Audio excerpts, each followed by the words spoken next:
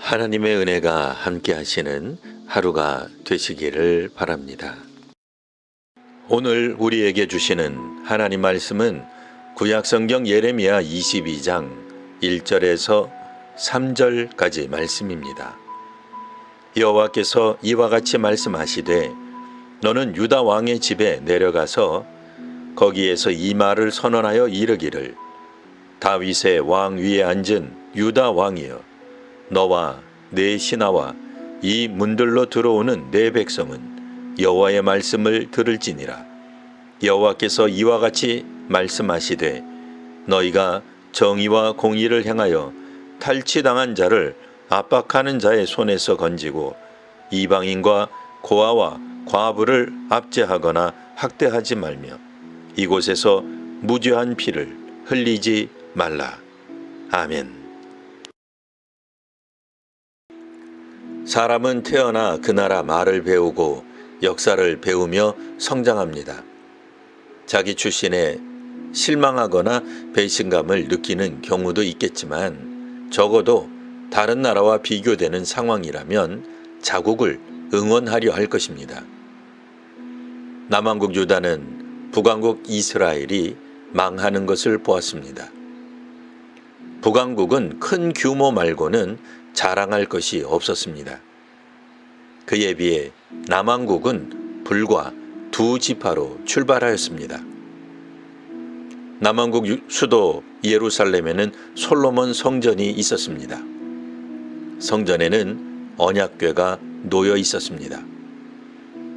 남왕국이야말로 진정한 선민이라 할 수 있었습니다. 언약궤는 통일 왕국이었던 이스라엘이 어디에서 시작되었는지를 알려주는 역사적 상징물이었습니다. 모세를 통해 회막이 만들어졌고 그 중심에 언약궤가 있었습니다. 십계명과 만나와 지팡이는 히브리 민족의 정체성을 보여줍니다. 이스라엘은 단순한 민족 공동체가 아닙니다. 하나님의 택하심이 있었으며 하나님과 언약 관계에 있는 공동체였습니다.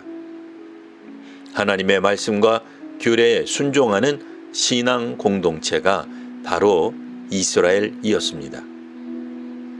그런데 하나님 말씀을 따르지 않던 북왕국은 이미 망하였습니다. 이제 남은 건 남왕국 유다입니다. 그러니 남왕국 유다는 하나님 말씀에 순종하는 백성임이 역사적으로 확인되었습니다.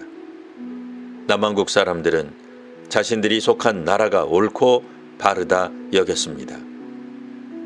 오늘 본문 3절의 예레미야는 남왕국 유다의 집에 가서 말씀을 전합니다.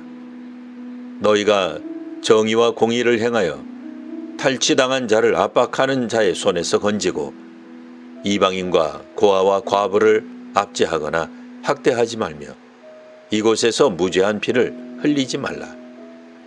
이 말을 들은 남왕국 유다의 왕과 신하와 백성들은 의아해했습니다.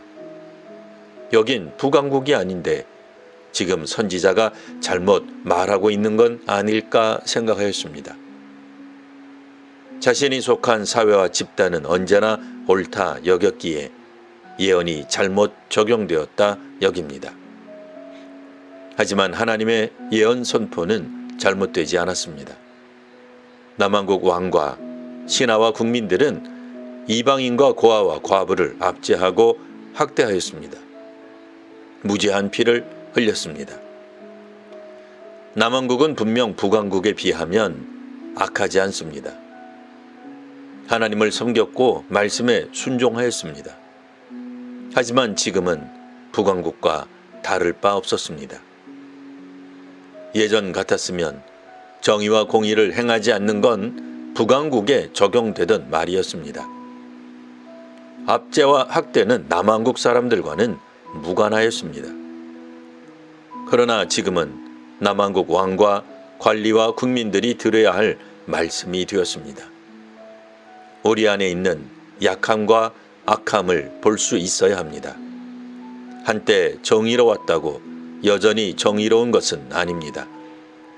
노예에서 해방된 히브리 사람들이지만 지금은 약자를 압제하고 학대하였습니다.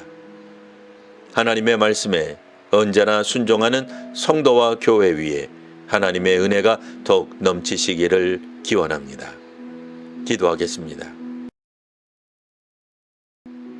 하나님, 한때 하나님의 정의와 공의를 힘써 드러냈던 남한국 사람들이었으나 지금은 불의와 불법을 행하고 있음을 읽었습니다.